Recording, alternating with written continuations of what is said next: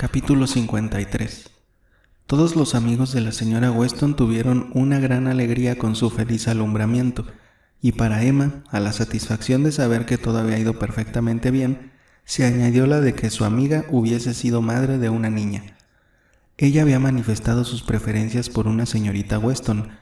No quería reconocer que era con vistas a una futura boda con alguno de los hijos de Isabela, sino que decía que estaba convencida de que una niña iba a ser mucho mejor tanto para el padre como para la madre. Sería una gran ilusión para el señor Weston, que empezaba a envejecer, y 10 años más tarde, cuando el señor Weston tuviera ya una edad más avanzada, vería alegrado su hogar por los juegos y las ocurrencias, los caprichos y los antojos de aquella niña que pertenecería propiamente a la casa.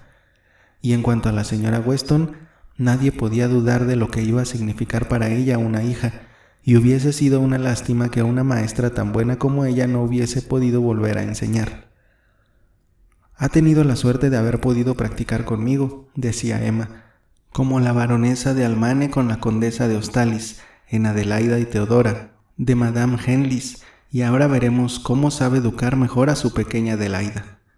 «Ya verá», replicó el señor Knightley, «cómo le consentirá incluso más de lo que le consentía a usted, y estará convencida de que no le consintiese nada. Esta será la única diferencia». «Pobre criatura», exclamó Emma, «entonces, ¿qué va a ser de ella?» «No hay que alarmarse mucho. Es el destino de millares de niños. Durante su niñez estará muy mal criada y a medida que vaya creciendo se corregirá a sí misma. Ya no soy severo con los niños mimados, mi querida Emma.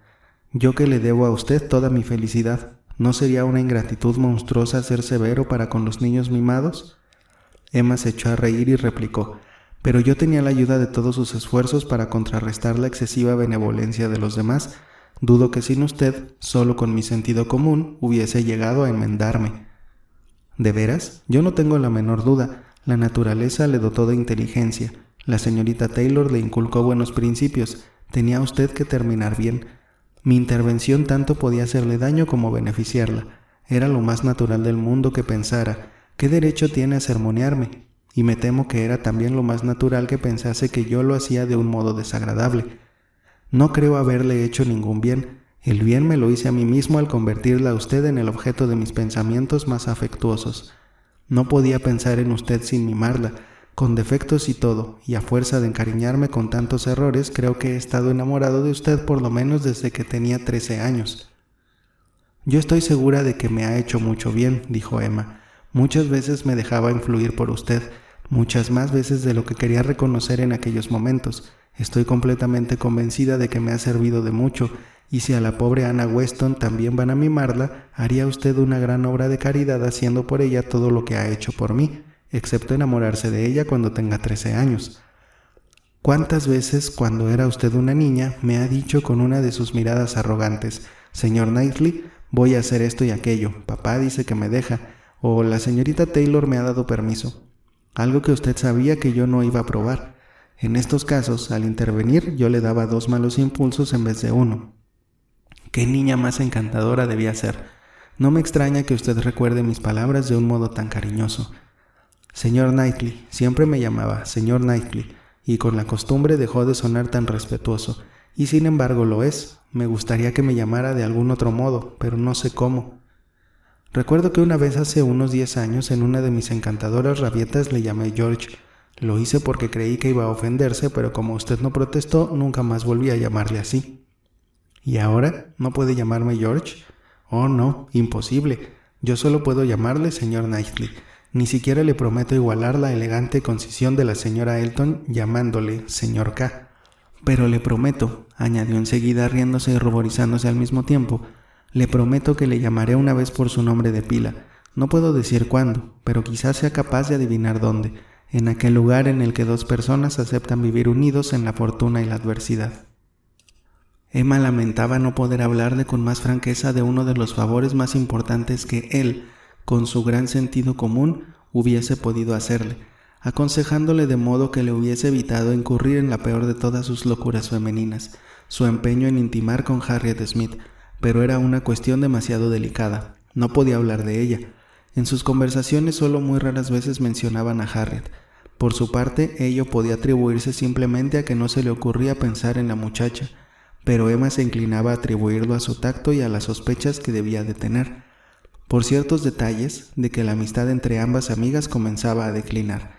Se daba cuenta de que en cualquier otra circunstancia era lógico esperar que se hubiesen carteado más, y que las noticias que tuviera de ella no tuviesen que ser exclusivamente, como entonces ocurría, las que Isabela incluía en sus cartas. Él también debía haberlo advertido. La desazón que le producía al verse obligada a ocultarle algo así era casi tan grande como la que sentía por haber hecho desgraciada a Harriet. Las noticias que Isabela le daba acerca de su invitada eran las que cabía esperar.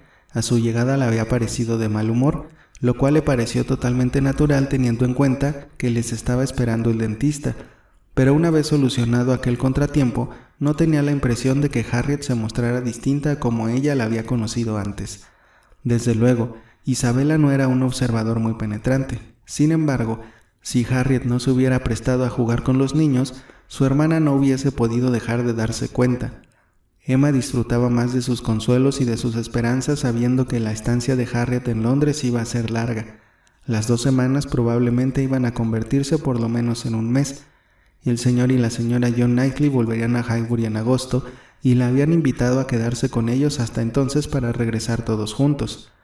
John ni siquiera menciona a su amiga, dijo el señor Knightley. Aquí traigo su contestación por si quiere leerla. Era la respuesta a la carta en la que le anunciaba su propósito de casarse. Emma la aceptó rápidamente, llena de curiosidad por saber lo que diría de aquello y sin preocuparse lo más mínimo por la noticia de que no mencionaba a su amiga. John comparte mi felicidad como un verdadero hermano, siguió diciendo el señor Knightley, pero no es de los que gastan cumplidos, y aunque sé perfectamente que siente por usted un cariño auténtico fraternal, es tan poco amigo de los halagos que cualquier otra joven podría pensar que es más bien frío en sus elogios, pero yo no tengo ningún miedo de que lea lo que escribe. Escribe como un hombre muy juicioso, replicó Emma, una vez hubo leído la carta. Me inclino ante su sinceridad. Se ve claramente que opina que de los dos en esta boda el más afortunado voy a ser yo. Espero que no deja de tener ciertas esperanzas de que con el tiempo llegue a ser tan digna de mi futuro marido como usted me considera ya. Si hubiese dicho algo que diera a entender otra cosa, no le hubiese creído. Mi querida Emma, él no ha querido decir esto, solo ha querido decir que su hermano y yo diferiríamos muy poco en nuestra opinión acerca del valor de nosotros dos, le interrumpió ella con una especie de sonrisa pensativa. Quizá mucho menos de lo que él cree. Si pudiéramos discutir la cuestión, sin cumplidos y con toda franqueza. Emma, mi querida Emma, oh, exclamó ella mostrándose más alegre. Si se imagina usted que su hermano es injusto para conmigo, espere a que a mi querido padre conozca nuestro secreto y dé su opinión. Puede estar seguro de que él aún será mucho más injusto con usted.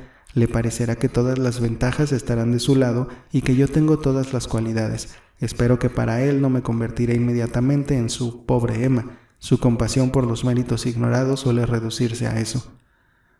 No sé, dijo él, solo deseo que su padre se convenza, aunque solo sea la mitad de fácilmente de lo que John se convencerá, de que tenemos todos los derechos que la igualdad de méritos puede proporcionar para ser felices juntos.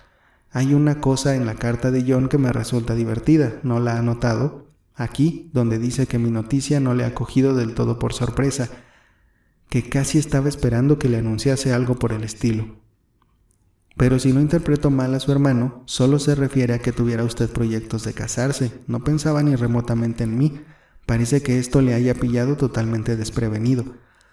Sí, pero me resulta divertido que haya sabido ver tan claro en mis sentimientos. No sé qué es lo que puede haberle hecho suponer eso. No atino qué puede haber visto de distinto en mi modo de ser o en mi conversación como para hacerle pensar que estaba más predispuesto a casarme que en cualquier otra época de mi vida. Pero supongo que algo debió de ver. Me atrevería a decir que ha notado la diferencia estos días que he pasado en su casa. Supongo que no jugué con los niños tanto como de costumbre. Recuerdo una tarde en que los pobres chiquillos dijeron, ahora el tío siempre parece que está cansado.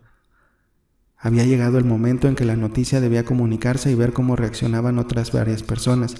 Tan pronto como la señora Weston se hubo repuesto lo suficiente como para recibir la visita del señor Woodhouse, Emma, pensando que los persuasivos argumentos de su amiga podían influir favorablemente en su padre, decidió dar primero la noticia en su casa y luego en Randalls, Pero, ¿cómo iba a hacer aquella confesión a su padre? Había resuelto decírselo cuando el señor Knightley estuviera ausente o cuando su corazón no pudiera guardar por más tiempo el secreto y se viera forzada a revelarlo. Entonces preveía la llegada del señor Knightley al poco rato, y él sería el encargado de completar la labor de convencimiento iniciada por ella. Tenía que hablar, y hablar además de un modo alegre. No debía emplear un tono melancólico dando la impresión de que era como una desgracia para él. No debía parecer que Emma lo considerase como un mal para su padre. Haciéndose fuerte, le preparó pues para recibir una noticia inesperada, y luego en pocas palabras le dijo que si él le concedía su sentimiento y su aprobación, lo cual no dudaba que él otorgaría sin inconvenientes, ya que aquello no tenía otro objetivo que hacerles más felices a todos. Ella y el señor Knightley pensaban casarse. De este modo Hartfield contaría con un habitante más, una persona que era la que su padre más quería, como ella sabía perfectamente, después de sus hijas y de la señora Weston. Pobre hombre, de momento tuvo un susto considerable e intentó disuadir a su hija por todos los medios. Le recordó una y otra vez que siempre había dicho que no pensaba casarse y le aseguró que para ella sería muchísimo mejor quedarse soltera y le habló de la pobre Isabela y de la pobre señorita Taylor, pero todo fue en vano. Emma le abrazaba cariñosamente, le sonreía y le repetía que tenía que ser así y que no podía considerar su caso como el de Isabela y el de la señora Weston, cuyas bodas, al obligarlas a abandonar Hartfield, habían significado un cambio de vida tan triste.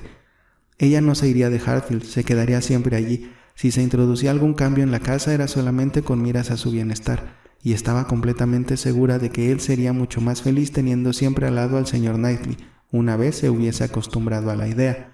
¿No apreciaba mucho al señor Knightley? No podía negar que sí que le apreciaba, estaba segura de ello. ¿Con quién quería siempre consultar las cuestiones de negocio sino con el señor Knightley? ¿Quién le prestaba tantos servicios? ¿Quién estaba siempre dispuesto a escribirle sus cartas? ¿Quién le ayudaba de tan buen grado en todas las cosas? ¿Quién era más amable, más atento, más fiel que él? ¿No le gustaría tenerle siempre en casa? Sí, esta era la pura verdad. Nunca se cansaba de recibir las visitas del señor Knightley. Le gustaría verle cada día, pero hasta entonces había estado viéndole casi cada día. ¿Por qué no podía ser todo igual que hasta ahora? El señor Woodhouse no se dejó convencer enseguida, pero lo peor ya había pasado. La idea ya estaba lanzada. El tiempo y el insistir continuamente debían hacer lo demás. A los persuasivos argumentos de Emma sucedieron los del señor Knightley, cuyos grandes elogios de ella contribuyeron a dar una perspectiva más favorable a la proposición, y el señor Woodhouse pronto se acostumbró a que uno y otro le hablaran continuamente del asunto en todas las ocasiones propicias. Ambos contaron con todo el apoyo que Isabela podía prestarles mediante cartas en las que expresaba su más decidida aprobación, y en la primera ocasión que tuvo la señora Weston para hablarle del asunto no dejó de presentar el proyecto en los términos más favorables. En primer lugar como una cosa ya decidida y en segundo como algo beneficioso, ya que era muy consciente de que ambos argumentos tenían casi el mismo valor para el señor Woodhouse. Llegó a convencerse de que no podía ser de otro modo y todo el mundo por quien solía dejarse aconsejar le aseguraba que aquella boda solo contribuiría a hacerle más feliz. En su fuero interno casi llegó a admitir aquella posibilidad y empezó a pensar que un día u otro, quizá dentro de 1 año o de 2, no sería una gran desgracia el que se celebrara aquel matrimonio. La señora Weston decía lo que pensaba, no tenía que fingir al declararse en favor del proyecto de boda. Al principio había tenido una gran sorpresa, pocas veces la había tenido mayor que cuando Emma le reveló el secreto, pero era algo en lo que solo veía un aumento de felicidad para todos, y no tuvo ningún reparo en convertirse en acérrima defensora del proyecto. Sentía tanto afecto por el señor Knightley que le creía merecedor incluso de casarse con su querida Emma, y en todos los aspectos era una unión tan adecuada, tan conveniente, tan inmejorable, y en un aspecto en concreto, quizás el más importante, tan particularmente deseable. Una elección tan afortunada que parecía como si Emma no hubiese debido sentirse atraída por ningún otro hombre, y que hubiese sido la más necia de las mujeres si no hubiera pensado en él y no hubiera deseado casarse con él desde hacía ya mucho tiempo. Qué pocos hombres cuya posición les hubiera permitido pensar en Emma hubiesen renunciado a su propia casa por Hartfield, y quién como el señor Knightley podía conocer y soportar al señor Woodhouse hasta el punto de conseguir que una decisión como aquella fuese algo hacedero. Los Weston siempre habían tenido que plantearse el problema de lo que debía hacerse con el pobre señor Woodhouse. cuando forjaban planes acerca de un posible matrimonio entre Frank y Emma. Como conciliar los intereses de Enscombe y de Hartfield había sido siempre uno de los inconvenientes más graves con que habían tropezado. El señor Weston no solía darle tanta importancia como su esposa, pero, con todo, nunca había sido capaz de solucionar la cuestión sino diciendo: «Esas cosas se solucionan solas, ellos ya encontrarán el modo de resolverlo». Pero en aquel caso no era necesario aplazar ningún conflicto ni hacer vagas suposiciones sobre el futuro. Todo resultaba satisfactorio, claro, perfecto. Nadie hacía un sacrificio digno de ese nombre.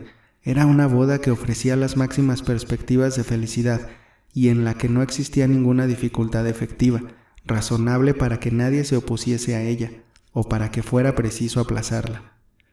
La señora Weston, teniendo a su hija en el regazo y pudiendo hacerse todas estas reflexiones, era una de las mujeres más felices del mundo, y si algo existía que pudiese aumentar aún más su dicha, era el advertir que el primer juego de gorritos no tardaría mucho en venirle pequeño a la niña. Cuando se difundió la noticia, constituyó una sorpresa para todos, y durante 5 minutos el señor Weston fue uno de los más sorprendidos, pero 5 minutos bastaron para que su viveza mental le familiarizara con la idea.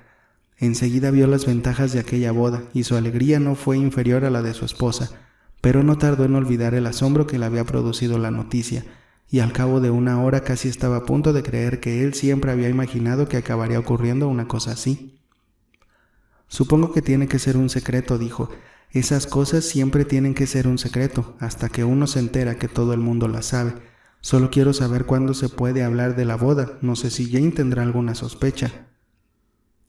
Al día siguiente por la mañana fue a Highbury y dispuso sus dudas acerca de este punto. Le comunicó las nuevas. No era Jane como una hija suya, una hija mayor. Tenía que decírselo. Y como la señorita Bates estaba presente, como es lógico, no tardó en enterarse la señora Cole, la señora Perry e inmediatamente después la señora Elton. Era el tiempo que habían previsto los protagonistas del hecho. Por la hora en que se enteraron en Randalls, habían calculado lo que tardaría en saberlo todo Highbury, y con gran intuición habían supuesto que aquella noche solo se hablaría de ellos en todas las familias de los alrededores. En general todo el mundo aprobó calurosamente el proyecto de boda. Unos pensaron que el afortunado era él, otros que la afortunada era ella. Unos aconsejarían que se trasladasen todos a Donwell y que dejaran Hartfield para John Knightley y su familia, y otros aseguraban disputas entre los criados de ambas casas, pero en conjunto nadie puso objeciones muy graves, excepto en una habitación de la vicaría. Allí la sorpresa no fue suavizada por ninguna alegría. El señor Elton, en comparación con su esposa, apenas se interesó por la noticia. Se limitó a decir que aquella orgullosa podía estar ya satisfecha, y a suponer que siempre había querido pescar a Knightley, y sobre el que se instalaran en Hartfield se atrevió a exclamar: «De buena me he librado». Pero la señora Elton se lo tomó con mucha menos serenidad. «Pobre Knightley, pobre hombre, qué mal negocio hace». Estaba muy apenada porque, aunque fuese muy excéntrico, tenía muchas cualidades muy buenas. ¿Cómo era posible que se hubiese dejado pescar? Tenía la seguridad de que él no estaba enamorado, no, ni muchísimo menos. Pobre Knightley, aquello sería el fin de la grata relación que habían tenido con él. Estaba tan contento de ir a cenar a su casa siempre que lo invitaban. Todo esto se habría terminado. Pobre hombre, no volverían a hacerse visitas a Donwell organizadas por ella, ¿o no? Ahora habría una señora Knightley que les aguaría todas las fiestas. Qué lamentable. Pero no se arrepentía en absoluto de haber criticado al ama de llaves de Knightley unos días atrás.